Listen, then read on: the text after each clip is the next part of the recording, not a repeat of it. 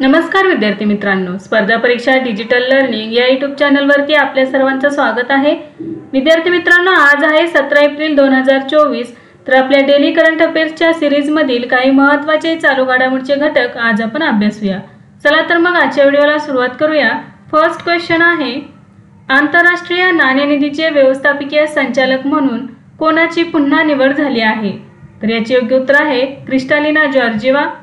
April 2024 मध्ये आंतरराष्ट्रीय नाणेनिधीने विद्यमान व्यवस्थापकीय संचालक क्रिस्टालिना जॉर्जिवा यांची IMFच्या MD म्हणून 5 वर्षांच्या नवीन कार्यकाळासाठी पुनर्नियुक्ती केली आहे। क्रिस्टालिना जॉर्जिवा यांचा नवीन कार्यकाळ 1 ऑक्टोबर 2024 पासून सुरू होणार आहे। 2019 मध्ये IMFचे MD म्हणून पहिल्यांदा 5 वर्षांच्या कार्यकाळासाठी त्यांची नियुक्ती झाली होती। क्रिस्टालिना जॉर्जिवा या बल्गेरियाच्या आहेत। त्या यापूर्वी जागतिक बँकेच्या CEO ही राहिल्या आहेत। नेक्स्ट आहे, कोणत्या संघाने IPL इतिहासातील सर्वोच्च सांघिक धावसंख्येचा स्वतःचाच विक्रम मोडला आहे? तर याचे उत्तर आहे सनरायझर्स हैदराबाद। सनरायझर्स हैदराबादने इंडियन प्रीमियर लीग 2024 मध्ये रॉयल चॅलेंजर्स बेंगलोर विरुद्ध 3 गडी गमावून 287 धावा करत विक्रमी धावसंख्या केली। याआधी पॅट कमिन्सच्या नेतृत्वाखालील संघाने हैदराबादच्या राजीव गांधी आंतरराष्ट्रीय स्टेडियमवर सुरू असलेल्या मुंबई इंडियन्स विरुद्धच्या दुसऱ्या सामन्यात 3 बाद 277 धावा केल्या होत्या। 2013 मध्ये बेंगळुरूमध्ये RCBने पुणे वॉरियर्स इंडिया विरुद्ध 5 बाद 263 धावांचा विक्रम केला होता। 2024 IPL मध्ये 277 धावा केलेल्या होत्या सनरायझर्स हैदराबादने, तर तोच विक्रम मोडून आता 287 धावा केलेल्या आहेत। तर IPL इतिहासातील सर्वोच्च सांघिक धावसंख्या किती केलेली आहे? 287 धावा केलेल्या आहेत। आणि कोणत्या संघाने? तर सनरायझर्स हैदराबाद याने। आणि कोणत्या संघाविरुद्ध म्हटलंस तर रॉयल चॅलेंजर्स बेंगलोर विरुद्ध। नेक्स्ट आहे, अलीकडेच नाईफ या स्मृती ग्रंथाचे प्रकाशन कोणी केले? तर याचे योग्य उत्तर आहे सलमान रश्दी। एप्रिल 2024 मध्ये ब्रिटिश अमेरिकन लेखक सलमान रश्दी यांनी त्यांच्या नाईफ या संस्मरणाचे प्रकाशन केले। नाईफमध्ये सलमान रश्दी यांनी त्यांच्या हल्लेखोरांशी काल्पनिक संभाषण केले आहे। यामध्ये 2022 मध्ये न्यूयॉर्कमध्ये एका मंचावर एका व्यक्तीने चाकूने हल्ला केला त्या क्षणाविषयी तपशीलवार बोलले आहे। या हल्ल्यात रश्दी यांचे यकृत आणि उजव्या डोळ्यातील हात आणि नसा खराब झाले आहेत। 1988 मध्ये वादग्रस्त द सॅटेनिक वर्सेसच्या प्रकाशनानंतर रश्दी यांनी अनेक वर्षे लपून राहिले होते। रश्दींची दुसरी कादंबरी मिडनाईट चिल्ड्रनला 1981 मध्ये बुकर पारितोषिक मिळाले आहे। नेक्स्ट आहे, जगातील सर्वात व्यस्त विमानतळांच्या यादीत दिल्ली विमानतळाचा क्रमांक किती आहे? तर याचे योग्य उत्तर आहे 10वा। एप्रिल 2024 मध्ये एअरपोर्ट्स काउन्सिल इंटरनॅशनल वर्ल्डने जगातील सर्वात व्यस्त विमानतळांची यादी जाहीर केली आहे। दिल्लीतील इंदिरा गांधी आंतरराष्ट्रीय विमानतळ जगातील शीर्ष 10 सर्वात जास्त विमानतळांच्या यादीत 10व्या क्रमांकावर आहे। अटलांटा आंतरराष्ट्रीय विमानतळ अव्वल स्थानावर आहे। दुबई आंतरराष्ट्रीय विमानतळाने प्रथमच डॅलस फोर्ट वर्थ आंतरराष्ट्रीय विमानतळाला मागे टाकून दुसरे स्थान मिळवले आहे। या क्रमवारीत लंडनचे हिथ्रो विमानतळ 4थ्या स्थानावर आणि टोकियोचे हानेडा विमानतळ 5व्या स्थानावर आहे। हार्ट्सफील्ड जॅक्सन अटलांटा आंतरराष्ट्रीय विमानतळाने 2023 मध्ये 10.46 कोटी प्रवाशांना हाताळले आहे। दुबई आंतरराष्ट्रीय विमानतळाने 8.69 कोटीहून अधिक प्रवाशांना हाताळले आहे। नेक्स्ट आहे, T20 सामन्यात 500 षटकार मारणारा पहिला भारतीय क्रिकेटपटू कोण ठरला आहे? तर याचे उत्तर आहे रोहित शर्मा। एप्रिल 2024 मध्ये रोहित शर्माने T20 क्रिकेटमध्ये 500 षटकार मारणारा पहिला भारतीय फलंदाज म्हणून एक नवीन विक्रम प्रस्थापित केला आहे। याआधी क्रिस गेलने 1056 षटकार मारलेले आहेत। किरण पोलार्डने 660 षटकार आणि अँड्रे रसेल याने 678 षटकार मारलेले आहेत। नेक्स्ट आहे, जागतिक ॲथलेटिक्स पहिल्यांदाच पॅरिस 2024 ऑलिम्पिक सुवर्णपदक विजेत्यांसाठी किती रोख बक्षीस रक्कम देणार आहे? तर याचे योग्य उत्तर आहे $50,000। पॅरिस ऑलिम्पिक 2024 मध्ये सुवर्णपदक जिंकणाऱ्या ट्रॅक आणि फील्ड ॲथलीट्सना जागतिक ॲथलेटिक्स $50,000 रोख बक्षीस देणार आहे। ऑलिम्पिक सुवर्णपदक विजेत्यांना पारितोषिक रक्कम वापर करण्याची आंतरराष्ट्रीय क्रीडा प्रशासकीय समितीची ही पहिलीच वेळ आहे। जागतिक ॲथलेटिक्सचे अध्यक्ष सेबेस्टियन को यांच्या मते या उपक्रमाचा उद्देश खेळाडूंचे योगदान ओळखणे आणि त्यांना सक्षम करणे हा आहे। लॉस एंजेलिस 2028 ऑलिम्पिक गेम्समधील रौप्य आणि कांस्य पदक विजेत्यांना बोनस उपक्रम वाढवण्याची जागतिक ॲथलेटिक्सची योजना आहे। नेक्स्ट आहे, भारत पेने पूर्णवेळ मुख्य कार्यकारी अधिकारी म्हणून कोणाची नियुक्ती केली आहे? तर याचे योग्य उत्तर आहे नलिन नेगी. एप्रिल 2024 मध्ये फिनटेक फर्म भारत पेने त्यांचे अंतरिम CEO आणि मुख्य वित्तीय अधिकारी नलिन नेगी यांना पूर्णवेळ मुख्य कार्यकारी अधिकारी म्हणून पदोन्नती दिली आहे.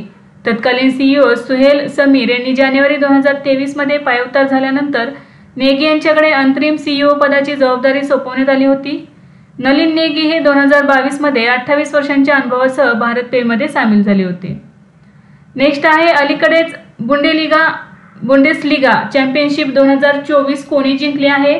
तर याचे योग्य उत्तर आहे बायर लेवरकुसेन. बायर लेवरकुसेनने प्रथमच बुंडेसलिगा चॅम्पियनशिप 2024 जेतेपद पटकावले आहे. त्याने सलग 11 वर्ष चॅम्पियनशिप जिंकणाऱ्या बायर्न म्युनिकचा पराभव केला. बायर्न दुसऱ्या स्थानावर असून लेवरकुसेनपेक्षा 16 गुणांनी मागे आहे. जबी अलोन्सो हे लेवरकुसेनचे मुख्य प्रशिक्षक आहेत.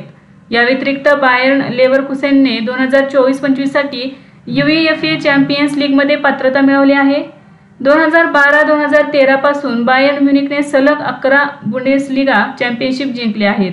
जर्मनीच्या व्यावसायिक फुटबॉल लीगला बुंडेसलिगा म्हणतात. ही जर्मनीची सर्वोच्च श्रेणीची देशांतर्गत फुटबॉल स्पर्धा आहे. नेक्स्ट आहे नुकतेच फिरकीपटू डेरेक अंडरवूड यांचे निधन झाले. ते कोणत्या देशाचे होते? तर इंग्लंड या देशाचे होते. एप्रिल 2024 मध्ये इंग्लंडचा सर्वाधिक बळी घेणारा आणि डावखोरा फिरकी गोलंदाज डेरेक अंडरवूड यांचे 74व्या वर्षी निधन झाले आहे.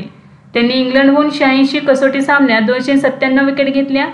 अंडरवूडने 676 प्रथम श्रेणी क्रिकेट सामन्यात 2465 विकेट घेतल्या आहेत.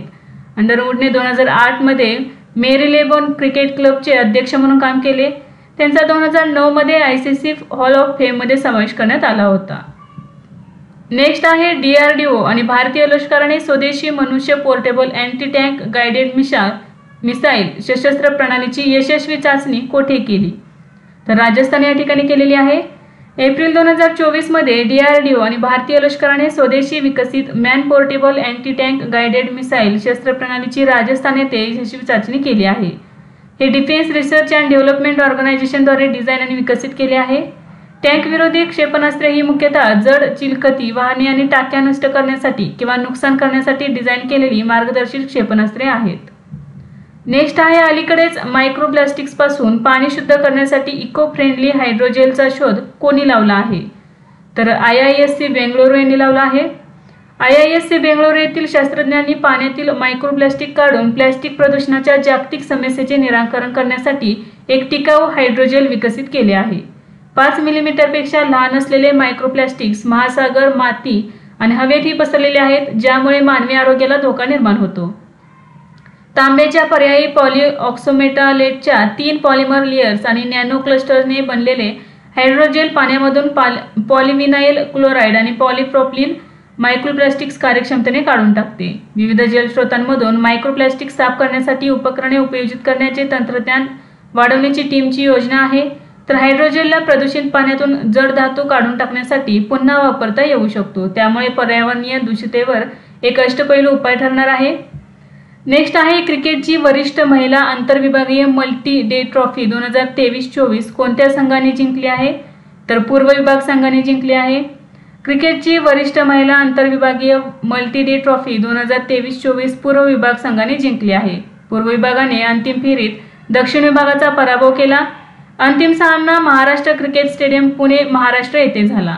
विजेत्याला 50 लाख रुपये आणि उपविजेत्याला 20 लाख रुपयांचे पारितोषिक देण्यात आले आहे. सामनावीर ठरलेली आहे मिनू मनी दक्षिण विभागचा कर्णधार आणि स्पर्धेतील सर्वोत्तम खेळाडू दीप्ती शर्मा. नेक्स्ट आहे अंतराळात जाणारा पहिला भारतीय पर्यटक कोण बनेल? तर गोपी थोटाकुरा. पायलट गोपी थोटाकुरा हे अंतराळात जाणारे पहिले भारतीय पर्यटक असतील. तो अमेझॉनचे संस्थापक जेफ बेझोस यांच्या NS-25 मिशनच्या 6 क्रू सदस्यांपैकी एक आहेत. गोपी थोटाकुरा यांचा जन्म आंध्र प्रदेशातील विजयवाडा येथे झाला. नुकतेच त्यांनी टांझानियातील ज्वालामुखी माउंट किलिमांजारो शिखरावर चढाई केली. 1984 मध्ये अंतराळात गेलेल्या राकेश शर्मा यांच्यानंतर अंतराळात जाणारे गोपी थोटाकुरा हे दुसरे भारतीय असतील.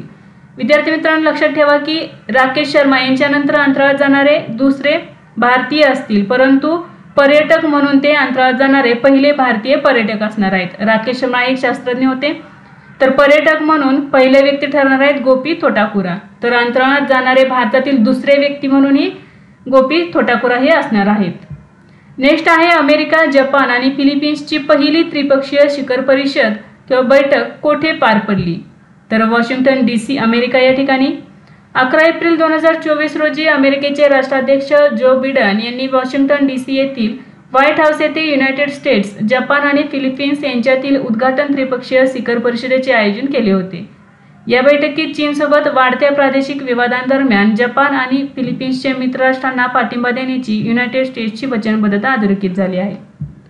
नेक्स्ट आहे भारत इलेक्ट्रॉनिक्स लिमिटेडने क्वांटम तंत्रज्ञानामध्ये सहकार्यासाठी कोणासोबत करार केला आहे? तर याचे योग्य उत्तर आहे IIT मंडी.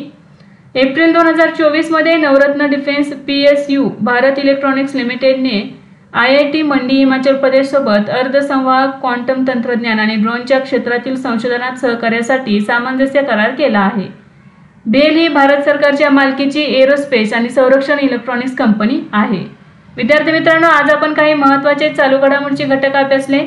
यासारखेच नवनवीन व्हिडिओ पाहण्यासाठी चॅनलला लाईक करा आणि सबस्क्राईब करायला विसरू नका. धन्यवाद.